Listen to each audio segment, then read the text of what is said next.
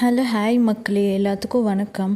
இன்றைக்குமே நல்ல ரெய்னி டேயாக தான் இருந்துச்சு. இப்போ பார்த்திங்கன்னா செடிகள்லாம் பார்த்திங்கன்னா நிறைய ரோஸ் விட்டுருக்கு. நான் டெய்லி பார்த்துட்டே இருப்பேன் செடியை.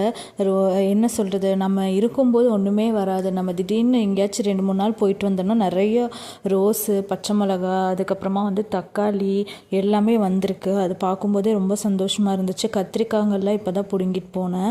கத்திரிக்காவுமே வந்துருந்துச்சு. இங்கே பாருங்களேன், தக்காளி பாருங்கள், 3-4 தக்காளி வந்திருக்குது.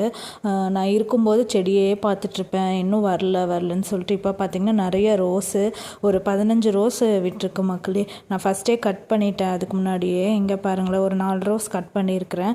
இன்னும் நிறைய ரோஸ் மொக்கு விட்டுருக்கு, நிறைய வளர்ந்துருக்கு.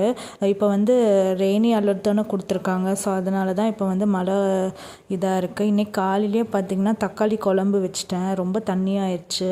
அதுக்கப்புறமா ரெய்னி டைம் மட்டுமே நாங்கள் பால் குடிப்போம்.